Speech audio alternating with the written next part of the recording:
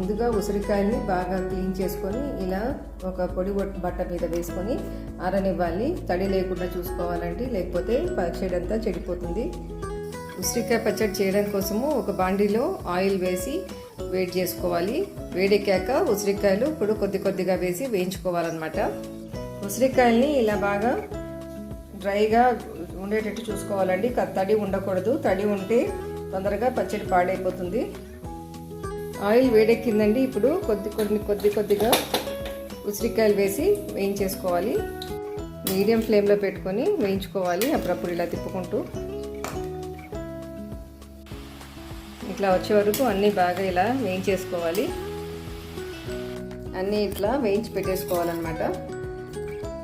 ఇప్పుడు ఇదే ఆయిల్లో తాలింపు వేసేసుకుందాము. గార్లిక్ క్లోవ్స్ ఇలా పొట్టు తీసి పెట్టుకోవాలి. అట్లాగే కొద్దిగా ఒక 10 to 15 గార్లిక్స్ క్రష్ చేసుకోవాలన్నమాట. ఆయిల్ వేడెక్కింది. ఇప్పుడు కొద్దిగా ఆవాలు, కొద్దిగా మినపప్పు, జీలకర్ర 3 వేసుకోవాలి. ఆ తర్వాత ఎండుమిరపకాయ కూడా వేసేసి స్టవ్ ఆఫ్ చేసేసుకోవాలన్నమాట. ఇది చల్లగా అయిన తర్వాత మిక్స్ చేసేసుకోవడమే.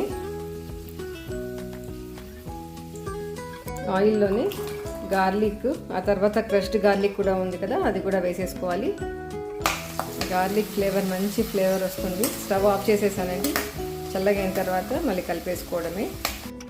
ఉసిరికాయని బాగా చల్లగా అయిందండి. ఇప్పుడు మనము సాల్ట్, పసుపు, కారం పొడి, ఆవపిండి, తర్వాత మెంతి పిండి ఇవన్నీ వేసి బాగా మిక్స్ చేసేసుకుందాము. మెంతులు బాగా గోల్డెన్ బ్రౌన్ వచ్చేంత వరకు వేయించుకొని ఆ తర్వాత చల్లగయ్యాక మిక్సీ పట్టుకోవాలి. మెంతి పిండి, ఆవపిండి, ఇది ఆవపిండి వేస్తున్నాను ఇప్పుడు. పసుపు, కారం పొడి, ఇప్పుడు ఇవన్నీ వేసి బాగా మిక్స్ చేసేసుకున్నాము. ఇప్పుడు బాగా అన్ని మిక్స్ చేసుకున్నాము. అన్నీ బాగా మిక్స్ చేసుకున్నాం కదా. ఇప్పుడు ఒక 10 నిమ్మకాయలు కట్ చేసి జ్యూస్ తీసుకొని ఇలా వేసేసుకోవాలి. ఇప్పుడు మళ్ళీ ఇది కూడా వేసి బాగా మిక్స్ చేసుకున్నాము. ఇప్పుడు ఇది కూడా ఆయిల్, తాలింపు గింజలు ఇవన్నీ వేసి చేసుకున్నాం కదా మనము. ఇది కూడా వేసేసుకొని బాగా మిక్స్ చేసేసుకున్నాము. ఉసిరికాయ పచ్చడి అయిపోయిందండి. 3 రోజుల తర్వాత ఎలా ఉందో మళ్ళీ చూపిస్తాను. చూస్తూ ఉంటే నోరు ఊరిపోతుంది కదా.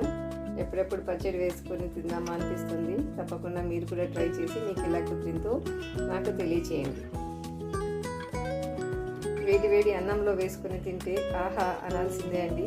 తప్పకుండా మీరు కూడా ట్రై చేసి మీకు ఎలా కుదిరిందో నాకు తెలియచేయండి.